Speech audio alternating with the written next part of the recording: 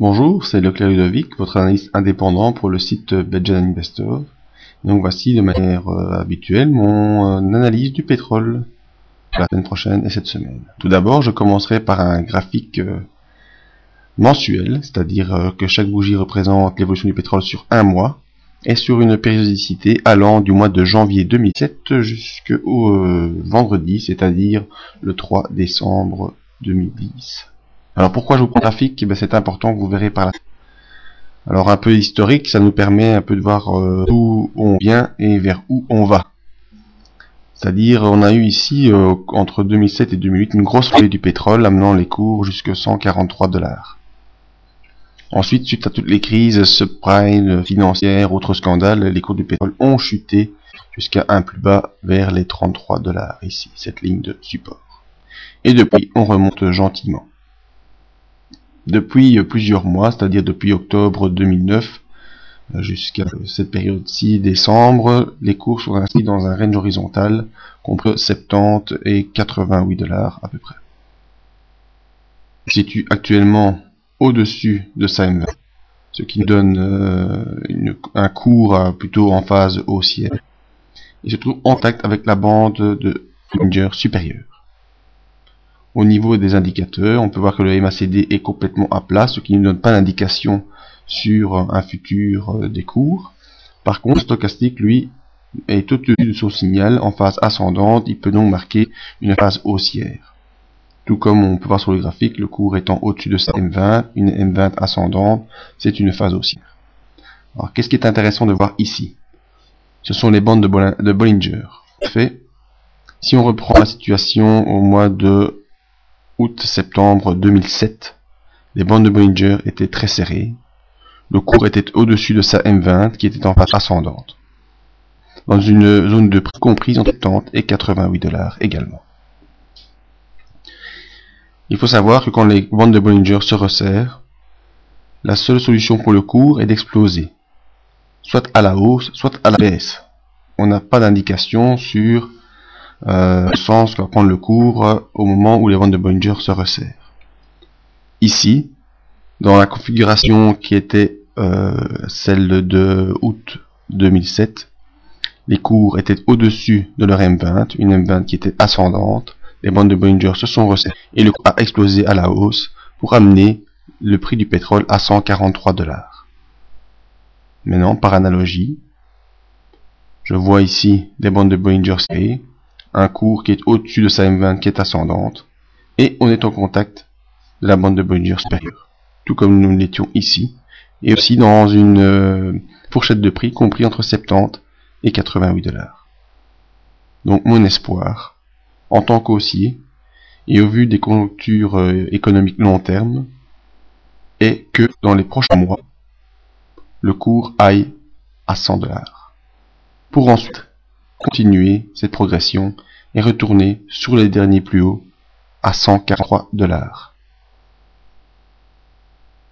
Donc là, il faut avoir une vision du passé et une vision long terme pour comprendre les évolutions possibles du cours.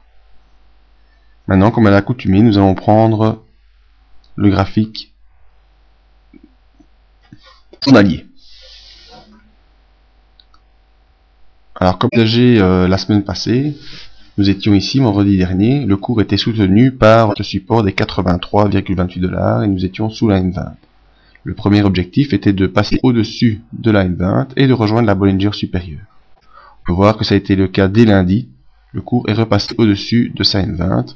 Action le mardi pour contrer les haussiers, mais rapidement le mercredi, les baissiers ont été complètement avalés, non seulement au-dessus de la bougie rouge, et on reste bien sûr très loin de la M20.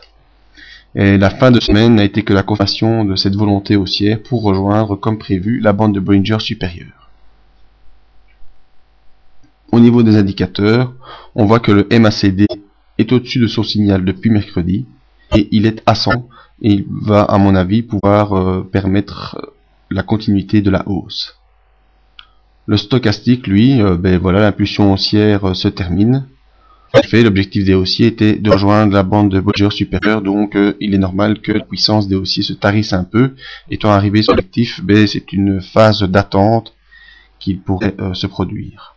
Alors lors de cette phase d'attente, selon moi, on peut peut-être envisager un petit retour du cours vers M20,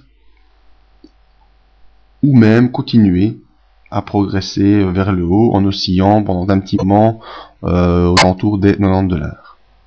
En effet, comme on l'a vu lors du graphique, sur le graphique mensuel, le range dans lequel s'inscrivaient les cours depuis plusieurs mois était un range situé entre 70, c'est-à-dire ici tout en bas, et une zone vers les 88-89 $. Ce vendredi, nous avons clôturé au-dessus de cette résistance. Il faut savoir que lorsque on clôture au-dessus d'une résistance, il y a de très fortes probabilités pour que cette résistance devienne support. Et il faudra rechercher la résistance supérieure comme objectif. Et nous l'avons vu sur le graphique précédent, la résistance supérieure n'est autre que le cap psychologique des 100 $. Donc, à mon avis, dans une période relativement courte, qui serait de quelques mois maximum, 2-3 mois, on pourrait aller tester les 100 $ pour le prix du pétrole.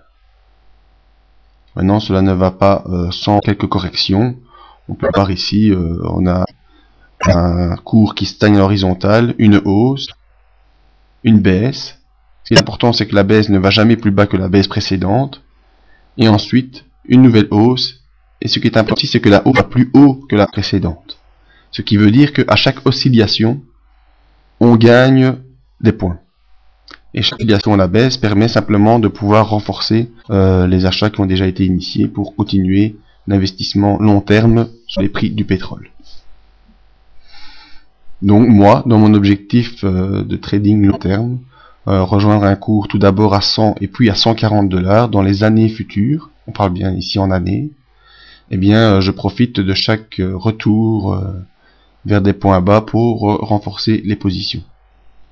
Voilà, j'espère que cette analyse sur le pétrole vous a éclairé pour en tout cas les perspectives pour la semaine prochaine, et j'espère pour les prochains mois.